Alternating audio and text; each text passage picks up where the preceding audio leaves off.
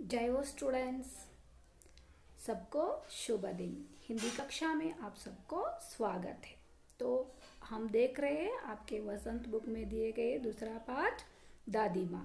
तो दादी माँ पाठ द्वारा लेखक जी हमें क्या कहने जा रहे हैं। दादी माँ के साथ हमारा जो स्पेशल रिश्ता होता है, क्योंकि कभी भी हम किसी से भी बचना है तो हमें कुछ भी चाहिए तो हम दादा दादी का तो सहारा लेते हैं। तो लेखक जी का जो कमजोरी था वो भी यही था। हमेशा वो अपने परिवार के साथ रहना चाहते थे, स्पेशली दादी माँ के साथ। तो हमने देखा कि पहले पार्ट में लेखक जी कह रहे थे वो अपने गांव में गर्मी के दिनों में यानी क्वैर के दिनों में वो कैसे तालाब, सूखे तालाब में नहाने का मज़ा लेते थे। तो नहाने के बाद वो बुखार पड़े तो दादी माँ उसके किस तरह का ख्याल रखे। तो दूसरे पार्ट में हम देखे थे कि किशन भैया की शादी तय हुई थी घर में। तो दादी माँ सारा घर सर पर उठा लिया था। तो उसी वक्त पड़ोसिन आती हैं। तो पड़ोसिन आते ही दादी माँ बाहर आकर उसको डांटना शुरू करती है। तुमने पैसे उधार में लिए थे और अभी तक वापस नहीं दिए। इस फसल में दूंगी, उस फसल में दूंगी, ऐसे बोलते ही जा रहे हो, कब आएगा तेरी फसल, ऐसे डांटना शुरू करती है। तो जब रामी की चाची बोलती है, दादी माँ मुझे माफ़ कीजिए, मेरी बेटी की शादी तय हुई है, इसीलिए मैं आपको वापस पैसा दे ना पाई। तो उसी वक्त दादी माँ अपनी ममता भरी, स्नेह भरी आँखों से चाची को देखती और कहती है, दन्नो तुम्हारी बेटी की शादी मतलब जैसी तेरी बेटी वैसी मेरी, ऐसे कह के उसको और 10-5 रुपये ज़्यादा देती है। तो उसी वक्त लेकर आता है तो बोलता है, तुम अभी तो उनको डांट रही थी। तो चाची कहती है, डांटना क्या होता है, वो तो बड़ों लोगों का काम है। इसका डांटना डांट नहीं होते, उनके आशीर्वाद होते। वो जो भी कहते हैं हमारे लिए ही कहती है। तो लेखक मन ही मन इस तर्क पर हंसता हुआ आगे बढ़ गया। तो किशन के विवाह के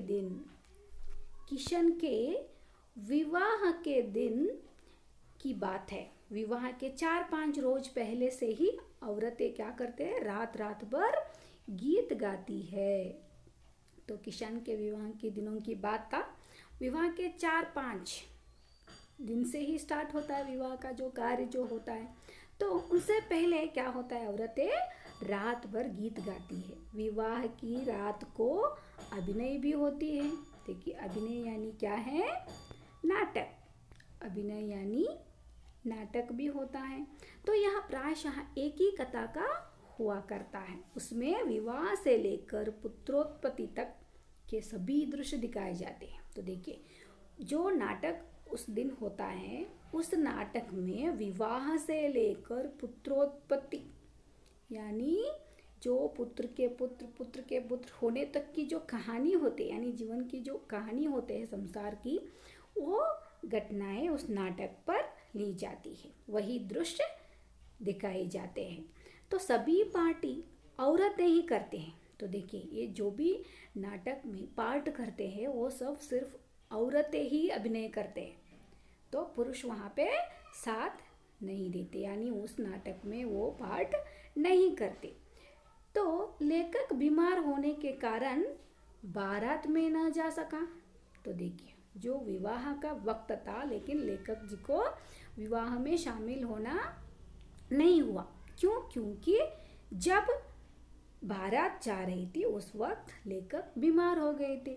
तो उनके ममेरा बाई राघव दालान में सो रहा था। दालान यानी क्या है, एक घर का एक हिस्सा है। तो वहाँ पे लेखक जी का ममेरा बाई राघव सो रहा था। वह भी बारात में जाने के बाद ही पहुंचा था। तो औरतों ने उस पर आपत्ति की। तो देखिए उस वक्त बारात में नहीं जा पाए। तो औरतें यानी जो अभिनय कर रहे थे, जो नाटक को कर रहे थे, उसमें तो सिर्फ औरतों का ही पार्ट था। और ये जो भी दृश्य था उसे देखने के लिए और उस नाटक में अभिनय करने के लिए पुरुषों को सख्त मना था। तो क्या हो गई देखिए, उस वक्त दादी माँ बिगड़ी, लड़के से क्या फर्दा, लड़के और ब्रह्मा का मन एक सा होता है। तो दादी माँ बिगड़ी यानी गुस्सा हो गई। क्यों? क्योंकि औरतें जो पाठ कर रहे थे, हिस्सा कर रहे थे नाटक में, उस वक्त उसने इस लड़कियों को यानी ये मामा के जो भाई था, ममेरा भाई था, लेखक जी का ममेरा भाई राघव और लेखक दोनों बारात नहीं जा पाए, तो घर में ही रहना पड़ा उसको। तो वो क्या करते हैं, उस नाटक को देखने के लिए, अभी जो अभिनय कर रहे थे औरतें, उसे देखने के लिए जा रहे थे। तो उस वक्त जो औरतें हैं उसको आपत्ति कर देते हैं, यानी मना कर देते हैं, आपको यहाँ पे आना मना है, ऐसे बोल देते हैं। तो दादी माँ उस औरतें पर बिगड़ी यानी गुस्सा होती है और कहती हैं, लड़के से क्या फर्दा, लड़के और ब्रह्मा का तो मन एक सा होता है। तो वो लड़के के बारे में गुणगान करते हैं, यानी अपनी प्रपौत्र की क्या कर रहे, वो बचाना चाहती है उस औरतों से, क्योंकि दादी का काम तो ऐसा ही होता है ना, वो अपने बच्चों से कभी गुस्सा नहीं करते और जो भी बच्चे करते हैं उसका ही बोलते हैं, तो वो ऐसे बोल देती हैं। तो आगे क्या होता देखिए, तो मुझे भी पास ही एक चरपाई पर चादर उड़ाकर दादी माँ ने दी। तो लेखक जी को पास ही एक चरपाई देती है और चादर उड़ाकर दादी माँ चुपके से सुलाते हैं। किसको? लेखक जी को। कहती हैं, तुम यहाँ पे चुपके से चादर ओढ़कर सोना है, ये जो भी दृश्य हो रहा है, अभिनय हो रहा है, तुम्हें देखना नहीं है। ऐसे कह के क्या करती है, वो चारपाई देती है और चादर उड़ाकर सोने के लिए कहती है। तो बड़ी हंसी आ रही थी। किसको? लेखक जी को। सोचा कहीं जोर से हंस दूं। तो औरतों का जो अभिनय था उसे देखकर लेखक जी को बहुत हंसी आ रहा था। तो वो हंसना चाहा जोर से, लेकिन हंसेंगे तो उस औरतों को पता चलता है, क्योंकि यहीं पे लेखक जी सोया हुआ है और चादर ओढ़कर, और वो चादर मुंह पर ओढ़ा नहीं है, हमको देख रहे, तो फिर गुस्से होंगे, इसलिए वो खुल जाए तो बाहर निकला जाएगा, है ना। क्यों? औरतें लेखक जी को बाहर निकाल देंगे, वो जोर से हंसेंगे तो औरतों को पता चलता है। पर भाभी की बात हंसी रुक न सकी और बंडा फोड़ हो गया। तो देखिए, जो अभिनय में भाभी जो पाठ कर रही थी उसकी बात सुनकर, उसकी डायलॉग सुनकर लेखक जी का हंसी नहीं रुका, तो वो हंसना शुरू किया। तो इसके वजह से लेखक वहाँ रहने का और चुपके से सोकर वो जो देख रहे थे दृश्य, उसके बारे में किसको पता चला? उस औरतों को पता चला। तो देबू की माँ क्या करती हैं? देबू की माँ वहाँ पे आ जाती है। देबू की माँ ने चादर खींच ली। कहो दादी, यह कौन बच्चा सोया है? बेचारा रोता है शायद, दूध तो पिला दो। हाथ पाई शुरू हुई। दादी माँ बिगड़ी, लड़के से क्यों लगती हो? तो देखिए, उसी वक्त उस औरतों में से देबू की माँ आ गई और चादर खींच ली लेखक के ऊपर से और दादी से पूछने शुरू की, यह कौन बच्चा सोया है यहाँ पे? और ये तो छोटा बच्चा है क्या? यहाँ पे क्यों बैठा है ये? यहाँ पे क्यों सोया हुआ है? हमारा अभिनय क्यों देख रहा है? तो लेखक अभी क्या डरना शुरू हो गया। दादी माँ बिगड़ी तो दादी का फिर से गुस्सा आ गए, तो वो अब लेखक की तरफ आकर बोली, लड़के से क्यों लगते हो? क्यों लड़के को डांट रहे हो? सुबह रास्ते में देबू की माँ मिली, ये सब रात में हुई घटना थी। तो सुबह हो गई, तो सुबह लेखक रास्ते में जा रहे थे, तो बच्चा था ना, वो लेखक जा रहे थे, तो देबू की माँ उसको मिली। कल वाला बच्चा भाभी? तो पूछते, कल वाला बच्चा है ना, वही चुपके से सोकर हमारा अभिनय देख रहा था। तो लेखक वहां से जोर से भागा और दादी माँ के पास जा खड़ा हुआ। तो बात सुनते ही लेखक डर से जोर से भागा और दादी माँ के पास खड़ा हो गए। दादी माँ के पास खड़ा हो तो डर नहीं लगता, क्योंकि दादी माँ बचाते हैं सबको। तो वस्तुतः किसी प्रकार का अपराध हो जाने पर जब हम दादी माँ की छाया में खड़े हो जाते, अभयदान मिल जाता है हमको, है ना बच्चों। तो कभी भी हम ऐसे किए तो गलती, तो हम ऐसे दादी माँ के पास या दादा के पास उसकी छाया में खड़े हो गए तो हमें क्या मिलता है? अभयदान। अभयदान मतलब क्या है? माफी। माफी मिलता है हम जो भी गलती करें तो, क्योंकि दादा या दादी हमारे साथ देते हैं। तो स्नेह और ममता, स्नेह और ममता की मूर्ति दादी माँ की एक एक बात आज कैसी कैसी मालूम होती है। तो वो फिर से जो दादी के याद में बात कर रही थी, फिर लौट गया और बोलना शुरू किया। हमारी दादी का जो स्नेह और ममता की जो मूर्ति है हमारे दादी, तो उनकी एक एक बात आज भी हमें मालूम होता है। कितना याद आ रहा है दादी का, वो याद कर रहे हैं लेखक जी।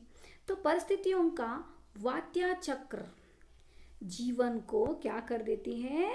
वात्या चक्र जीवन को सूखे पत्ते से कैसा नचाता है।